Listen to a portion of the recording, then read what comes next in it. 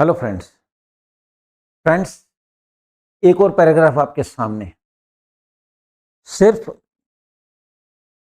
इसलिए ये सीरीज के पैराग्राफ आपके सामने ताकि मेरा जो मकसद है यहाँ इन पैराग्राफ को समझाने का कि इंग्लिश के पेपर से छुटकारा कैसे पाएंगे। और ये क्लियर है, पीछे आपने वीडियोस देखे और आपने देखा होगा कि जब तक ये इंग्लिश के जो सेंटेंस हैं इनकी प्रॉपर हिंदी नहीं आएगी या प्रॉपर सेंस नहीं निकाल पाएंगे तब तक हम इसे नहीं समझ पाएंगे। और इससे रिलेटेड अगर क्वेश्चन पूछे जाते हैं जैसे अनसीन पैसेज वगैरह होते हैं तो उनके आंसर तक हम नहीं पहुंच पाएंगे। क्लियर? तो आप देखिए, मतलब जो है कि इसको समझने के लिए करना क्या है, बात वहीं घूम फिर के आएगी। हर सेंटेंस में कौन सा टेंस है उसकी हिंदी करेंगे तो ताहे की आवाज आएगी, या की आवाज आएगी, गा की आवाज आएगी, चाहिए आएगा या सकता आएगा या सका आएगा या पढ़ेगा आएगा या पढ़ता आएगा। जब तक ये सेंटेंस कंस्ट्रक्शन स्ट्रांग नहीं है तो अपन उसकी हिंदी नहीं कर पाएंगे। बस यही चीज आपके माइंड में बिठाना चाहता हूं ताकि आप लोग कहीं भी समय खराब ना करें, जो प्रॉपर तरीका उस पर चल दें, मंजिल मिलेगी। तो देखते हैं एक पैराग्राफ और आपके सामने। All that glitters is not gold. देखिए, पैराग्राफ ऐसे लिए हैं जिनसे आपको प्रेरणा भी मिलेगी। तो the paragraphs whatever I am just explaining, they are inspirational, प्रेरणा से भरे पड़े भी हैं। और जो मकसद है कि इनको समझने के लिए क्या करना है, चलते हैं। All that glitters is not gold. हर चमकती वस्तु सोना नहीं होती है। चमक होती है लेकिन उसमें वो वैल्यू नहीं होती है जो सोने की है। ठीक है, कई चीजें हैं जो चमकती हैं लेकिन वो सोना नहीं होती हैं। तो चमक के पीछे नहीं जाना है। देखिए, there are thousands of things in the world. देखो, देयर आर आ रहा है, अब इसमें वी प्लस आईएनजी तो नहीं आ रहा है। तो मैंने जो टॉपिक आपको फुल कोर्स में दिया है वो है सेंटेंस विदाउट टेंस। मैंने इसका नाम इसलिए रखा है कि टेंस का मतलब जिसमें वर्ब है और विदाउट टेंस का मतलब जिसमें वर्ब नहीं है, केवल हेल्पिंग कर पाएंगे। There are thousands of things in the world. दुनिया में ऐसी हजारों चीजें हैं which shine very brightly. Which shine, अब देखिए, अब यहां विच का मतलब वैसे कौन सा होता है, लेकिन यहां विच का मतलब जो आ रहा है। तो डब्ल्यू टाइप जो वर्ड्स होते हैं ये 4 जगह यूज होते हैं कायदे से। ये क्वेश्चन में यूज होते हैं, सिंपल में यूज होते हैं, एक्सक्लेमेटिव में यूज होते हैं और नेगेटिव में यूज होते हैं। नेगेटिव में यूज होते हैं ये। जैसे मैंने कहा मैं क्यों जाऊं, क्या कहना चाह रहा हूं, मैं नहीं जाऊंगा। तो मैं क्यों जाऊं, यहां क्यों का मतलब नहीं है। अब ये चीज समझने की है। तो यहां विच की हिंदी है जो। विच शाइन वेरी ब्राइटली। दुनिया में ऐसी बहुत सारी चीजें जो चमकती हैं। ये जो विच है ये थाउजेंड्स को शो कर रहा है और थाउजेंड्स प्लूरल है इसलिए शाइन में एस नहीं आया है प्रेजेंट इंडेफिनिट टाइम। दुनिया में ऐसी हजारों चीजें विच शाइन वेरी ब्राइटली, जो बहुत ज्यादा चमकती हैं। ठीक है, अब ब्राइटली एडवर्ब है, ब्राइट एडजेक्टिव है। समझ लेना इंग्लिश से छुटकारा कैसे पाना है। जो बहुत चमकती हैं but are low in value. लेकिन वो चमकती वस्तु की वैल्यू नहीं होती। जैसे गोटा होता है जो कपड़ों वगैरह पे लगाया जाता है, सोने की तरह चमकता है, राइट, वैल्यू नहीं है। सोने की वैल्यू और गोटे की वैल्यू कुछ नहीं। गोटा चमक रहा है लेकिन वो कुछ रुपीस का होता है। सोना मतलब जो है छोटी कीमत में नहीं मिलता है, उसकी कीमत बहुत ज्यादा है। डिफरेंस वैल्यू क्या है, नॉट ऑफ द शाइनिंग। तो ये कह रहा है which shine very brightly but are low in value. लेकिन वैल्यू में वो बहुत कम होते हैं, कीमत नहीं है उनकी। A shining stone lying on a river bank.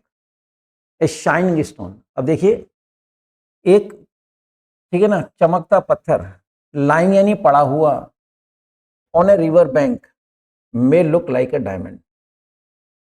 अब ये समझने की चीज है। देखिए आप, ए शाइनिंग स्टोन, यहाँ शाइनिंग, शाइन में आएंगे लगकर, यहाँ एडजेक्टिव है।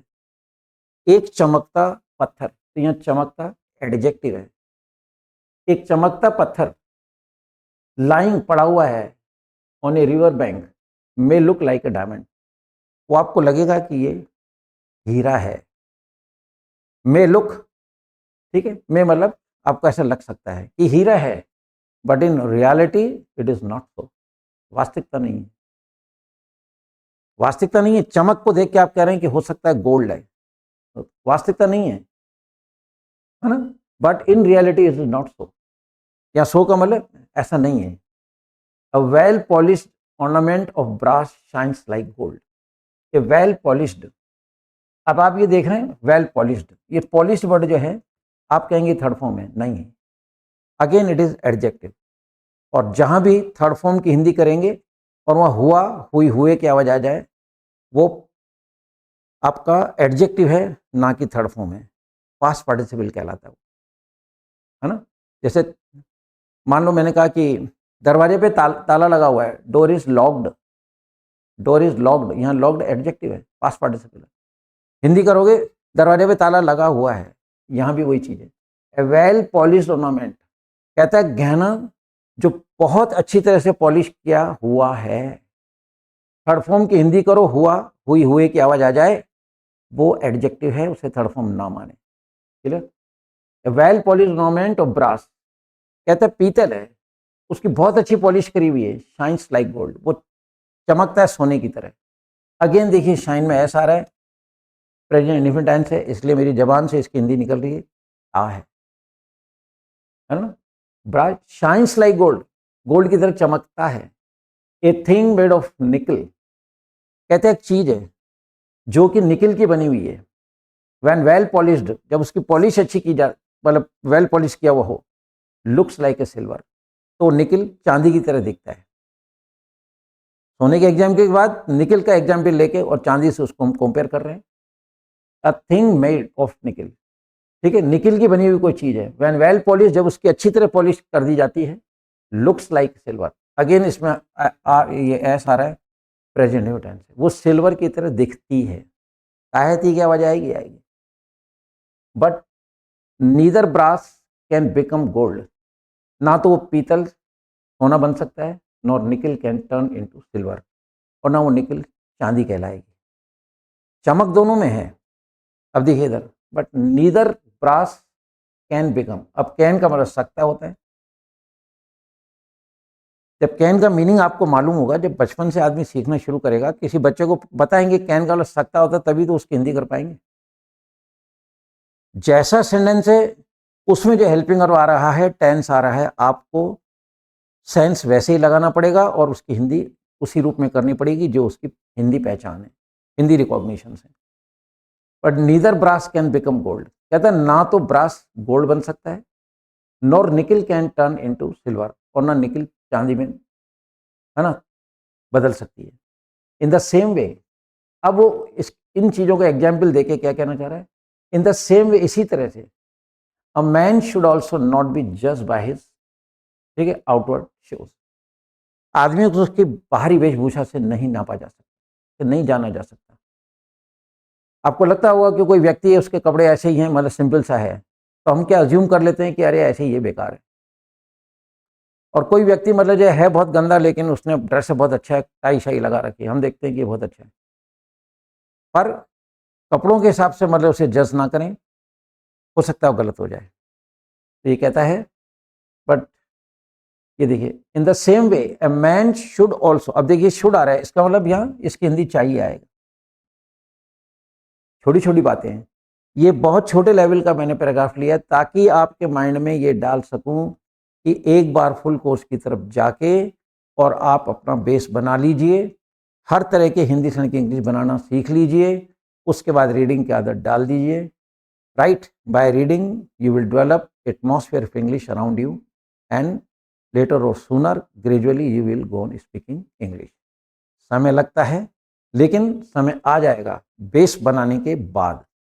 Clear. In the same way a man should also not be जज by his outer show, outward show, बाहर से उसको मत देखिए आप, इट इज हिज आइडियाज, उसके विचारों को देखिए आप। ठीक है, ये देखो एज आ रहा है, ये विदाउट टेंस में जाएगा, जिसको मैंने नाम दे रखा है। शुड का मतलब है चाहिए, तो देखिए इट इज हिज आइडियाज, उसके विचारों को पढ़ें, सेंटिमेंट्स को पढ़ें, एंड एक्चुअल डीड्स, और उसके जो एक्चुअल काम जो किए हैं उसकी तरफ जाइए। रीड यानी कार्य होता है, यहाँ एस लग रहा है, प्लूरल है डीड का। Which can reveal his personality, कहता है जब किसी व्यक्ति के वेशभूषा पे न जा करके आप उसके विचारों पे जाइए, उसके सेंटिमेंट्स को देखो, उसके अचीवमेंट्स को देखो। Which can reveal his personality, उसी से आपको उसकी पर्सनैलिटी की एक्चुअल झलक मिलेगी।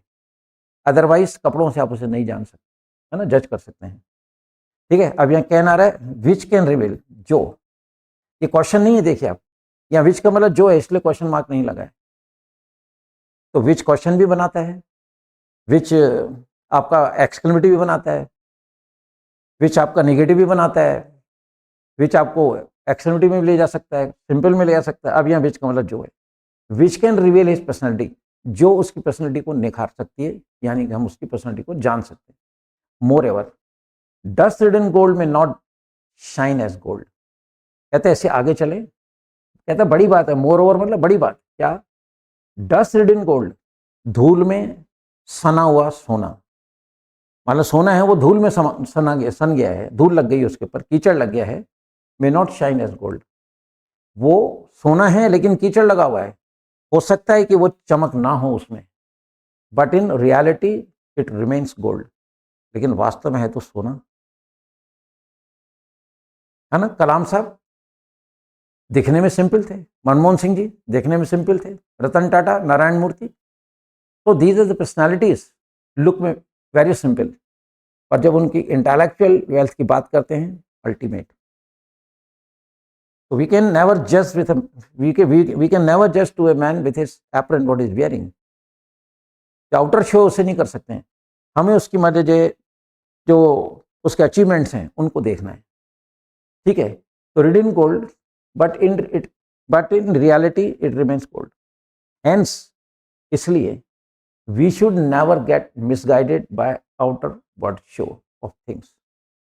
इसलिए ये प्रेरणा देता है ये पैराग्राफ, इधर देखिए, ये कह रहा है we should never get misguided, hence इसलिए, शुड यानी चाहिए, वही बात है ना, शब्द शब्द का आपको हिंदी वर्ड आना चाहिए, तभी आप उसकी प्रॉपर हिंदी कर पाएंगे। तो we should never get misguided.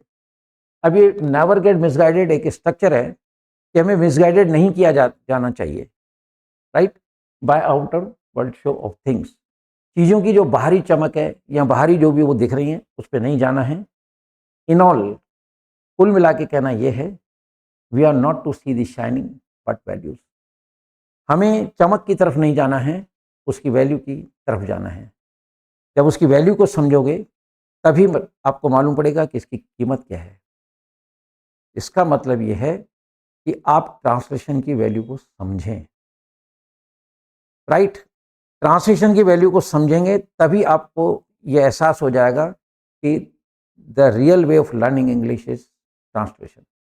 Base बनाना पड़ेगा, right, proper use of vocabulary सीखना पड़ेगा, कॉन्सेप्ट जो उनको क्लियर करना पड़ेगा। ये जो बातें बहुत सारी बीच में हो रही हैं, ठीक है, कि थर्ड फॉर्म यहाँ पर, ये थर्ड फॉर्म नहीं है, यहाँ एडजेक्टिव व्हाटएवर, तो ये सारी चीज़ें कॉन्सेप्ट क्लियर होती चली आएंगी, and the day will be, है ना, very in your hand, and you will be fluent in English. तो चलिए फिर, मतलब है ना, सही रास्ता चुनिए और अपनी इंग्लिश का डर दूर कीजिए।